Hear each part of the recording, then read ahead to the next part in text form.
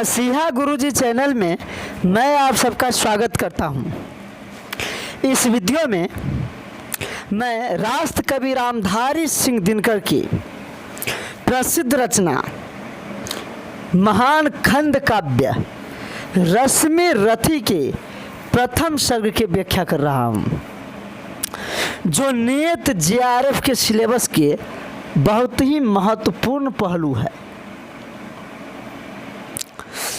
रश्मि रथी में 7 सर्ग है। इसकी रचना 1952 ईस्वी में हुई थी। इसका अर्थ होता है सूर्य के सारथी। देखिए, इस रश्मि रथी के प्रत्येक सर्ग के प्रत्येक कविता इम्पोर्टेंट है। ये सभी कविताएं मोटिवेशनल भी है, जो विपरीत परिस्थिति में हमें कर्ण की तरह साहस रखने की प्रेरणा देती है और अपने बल पर अपना भाग्य बनाने की शिक्षा देती है। कोई बैकग्राउंड नहीं, फिर भी महाभारत के सबसे बड़ा योद्धा बनने की प्रेरणा देती है। यह रश्मि रथी एक ऐसा महाकाव्य है जिसमें महाभारत के महान योद्धा कर्ण को वास्तविक सम्मान मिला। महाभारत में कर्ण को जो सम्मान नहीं हासिल हो सका, वह सम्मान श्री दिनकर जी ने रश्मि रथी में उसे महानायक बनाकर दिला दिया। चलिए अब कविता में चलते हैं। पहला सर्ग में पहला कविता है, जय हो जग में जले जहां भी नमन पुनीत अनल को। जय हो जग में जले जहां भी नमन पुनीत अनल को। जिस नर में भी बसे हमारा नमन तेज को बल को। कवि कहते हैं कि जाति नहीं बल्कि पवित्र अग्नि के समान मनुष्य के तेज को नमन करना चाहिए। जिस व्यक्ति में दयालुता का तेज तथा क्षमा का बल है, वह पूजनीय होता है। किसी वृंत पर खिले विपिन में पर नमस्य है फूल। देखिए, जंगल में किसी पेड़ पर फूल खिला है तो वह पेड़ मायने नहीं रखता है, उस पेड़ का कोई अर्थ नहीं है। अर्थ उस फूल के सुगंध का है, जिसके कारण उस फूल के नाम होता है। यानी फूल में जो सुगंध होता है उसके कारण फूल के नाम चलता है। इसी प्रकार जाति का कोई अर्थ नहीं है। मनुष्य के कर्म के कारण वह पूजा जाता है। मनुष्य के कर्म उसे महान बनाता है। इसलिए हमें जाति नहीं बल्कि मनुष्य के गुण कर्म देखना चाहिए। सुधि खोजते नहीं गुणों का आदि शक्ति का मूल। इसी प्रकार हमें व्यक्ति के जाति नहीं बल्कि उसकी शक्ति के मूल उसके गुणों को देखना चाहिए। आगे क्या कहते हैं दिनकर जी से देखिए, ऊंच नीच का भेद न माने वही श्रेष्ठ ज्ञानी है। दया धर्म जिसमें हो सबसे वही पूज्य प्राणी है। दिनकर जी कहते हैं कि जो व्यक्ति ऊंच नीच का भेद नहीं मानता है वही श्रेष्ठ ज्ञानी है। जिस व्यक्ति में दया रूपी धर्म है वही पूज्य होता है। क्षत्रिय वही भरी हो जिसमें निर्भयता की आग। कहते हैं क्षत्रिय वह है जिसमें निर्भयता की आग भरा रहता है, यानी जो निडर होता है, जिसमें साहसता का गुण पाया जाता है। सबसे श्रेष्ठ वही ब्राह्मण है हो जिसमें तप त्याग।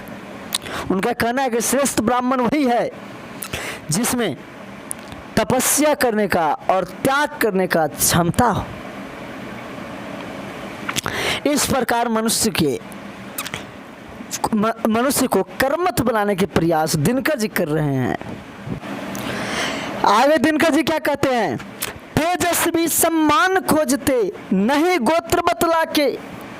पाते हैं जग में प्रशस्ति अपना कर्तव्य दिखला के। दिनकर जी के कहना है कि जो तेजस्वी होते हैं, जो महान होते हैं, जो कर्मवीर होते हैं, वह अपने जाति गोत्र और वंश अपने पूर्वजों के बड़ाई के बल पर अपना नाम नहीं कमाना चाहते। वे अपना प्रशंसा अपने कर्म के बल पर पाते हैं। वे अपने प्रसिद्धि के लिए अपने बैकग्राउंड का सहारा नहीं लेते। वे अपने मेहनत पर, अपने कर्म से इतना आगे चला जाता है कि उनके द्वारा, उनके पूर्वजों का, उनके वंश का, उनके देश का नाम होता है। इसलिए हमें बैकग्राउंड के सहारा न लेकर के अपनी मेहनत, अपने कर्म से अपना साम्राज्य बनाना चाहिए, अपना क्षेत्र बनाना चाहिए, जिसे इतिहास हमें कर्मवीर के रूप में याद करे। हीन मूल की ओर देख, जग गलत कहे या ठीक, वीर खींचकर ही रहते हैं इतिहासों में लिख। देखिए, नीच जाति को देखकर कोई गलत कहे या अच्छा, इससे परे वीर पुरुष अपना इतिहास स्वयं बनाते हैं, अपने कर्मों के बल पर, अपने भुजाओं के बल पर, अपने मेहनत के बल पर।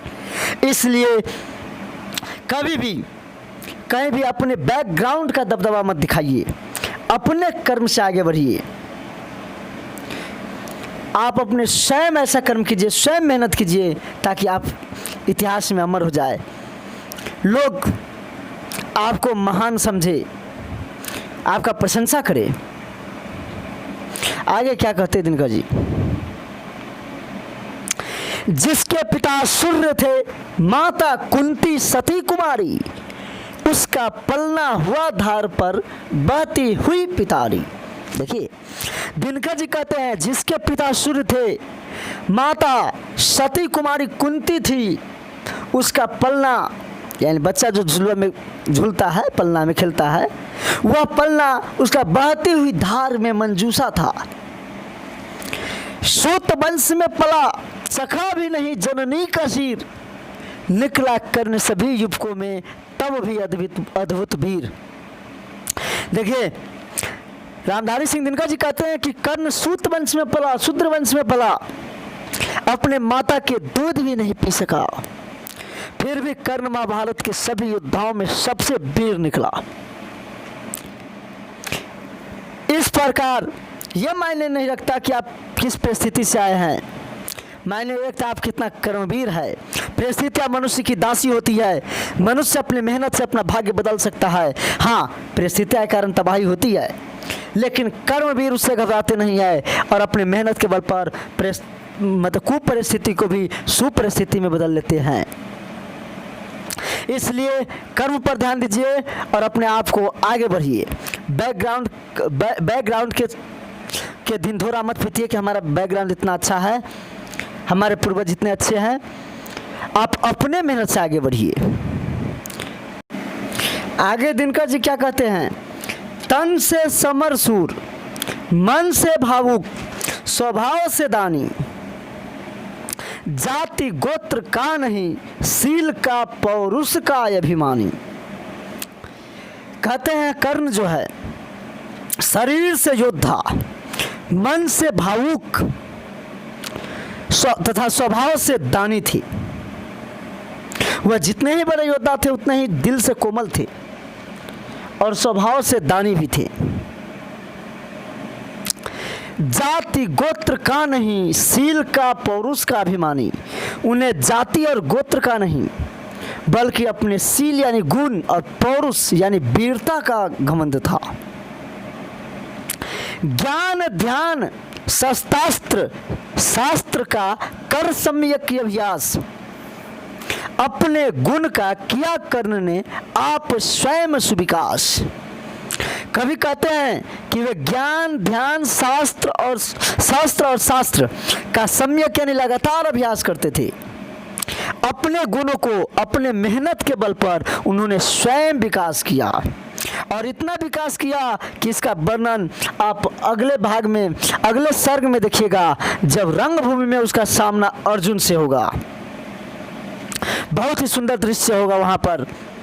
पहला भाग खत्म हुआ, पहला सर के पहला भाग खत्म हुआ। दूसरा भाग अगले वीडियो पर आएंगे। जय हिंद, जय भारत।